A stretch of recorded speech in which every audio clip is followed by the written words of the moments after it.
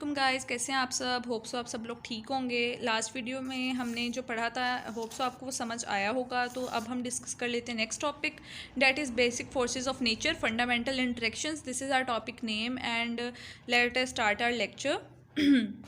Basic forces of nature, nature की जो basic forces होते हैं जिन्हें हम फंडामेंटल इंटरेक्शन भी कहते हैं। All particles in nature are subjected to 4 fundamental forces. जितने भी पार्टिकल्स हैं नेचर में वो 4 फंडामेंटल फोर्सेस से रिलेट होते हैं। Strong forces, weak forces, electromagnetic forces and gravitational force. तो पहले हम बात करते हैं स्ट्रॉन्ग फोर्स की। Strong force is very short range, about 10⁻⁻14 metre. जो स्ट्रॉन्ग फोर्स होती है ना, इसकी रेंज बहुत कम होती है। और कितनी कम होती है वो भी वो हमें बता चुके हैं कि 10⁻⁻14 मीटर होती है। And is responsible for binding of nucleons in the nucleus. And ये रिस्पॉन्सिबल होती है न्यूक्लियस के अंदर न्यूक्लियॉन्स को बाइंड करने के लिए। It can be considered as an exchange force in which the exchange particles are ग्लोन।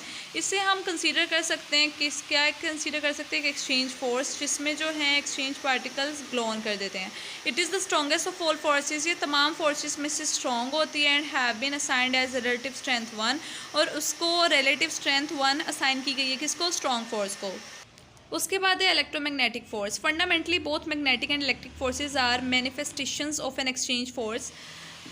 Fundamentally कहा जाता है कि दोनों मैग्नेटिक भी और इलेक्ट्रिक फोर्स भी मैनिफेस्टेशंस होती हैं, मतलब एक दूसरे में एक्सचेंज हो जाती हैं, involving the exchange of photons, और फोटोन्स को भी एक्सचेंज कर लेती हैं। The electromagnetic force holds atom and molecules together. जो इलेक्ट्रोमैग्नेटिक फोर्स होती है ना, it is basically the combination of electric and magnetic force and it holds atoms and molecule. ये एटम्स और मॉलिक्यूल्स को टुगेदर होल्ड करती है। इट हैज़ इनफाइनाइट रेंज, इसकी रेंज इनफाइनाइट होती है। एंड रिलेटिव स्ट्रेंथ इज 10⁻⁻², और इसकी जो स्ट्रेंथ होती है 10⁻⁻²। उसके बाद हमारे पास आ जाती है weak force. Weak interaction involve the exchange of intermediate vector bosons, the W and the Z। जो वीक इंटरेक्शन होती है ना, उसमें एक्सचेंज होती है इंटरमीडिएट वेक्टर का, जिन्हें हम बोसॉन्स कहते हैं। W और Z इनका नाम रखा हुआ है। वीक फोर्स में इनकी एक्सचेंज होती है।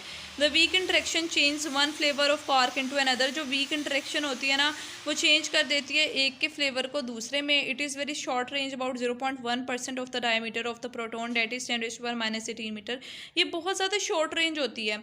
किस तरह से शॉर्ट रेंज होती है कि ये जो प्रोटॉन का डायमीटर होता है ना, उसके सिर्फ 0.1% होती है प्रोटॉन के डायमीटर की। और फिर उन्होंने इसकी लेंथ भी फर्दर हमें दी हुई है, that is 10⁻⁻18 metre. It have relative strength of about 10⁻⁻6। और उसके बाद इन्होंने फर्दर हमें इसकी भी स्ट्रेंथ दी हुई है कि इसकी जो रिलेटिव स्ट्रेंथ होती है वो होती है अबाउट 10⁻⁻6।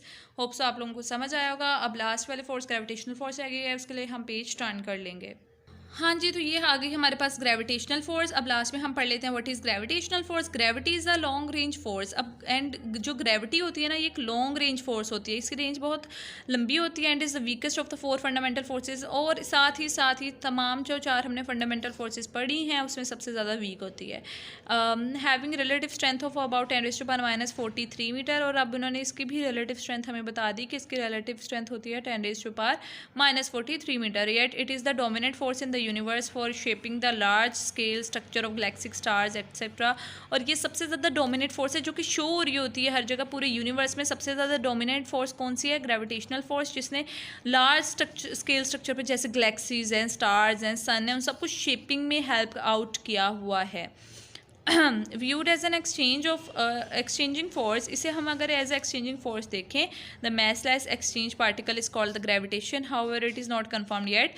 तो कहा जाता है कि इसका massless exchange particle है जिसका नाम ग्रेविटेशन है, लेकिन ये बात अभी तक कंफर्म नहीं हुई है। होप सो आप लोगों को टॉपिक समझ आया होगा। अपना ख्याल रखें। अल्लाह हाफिज़।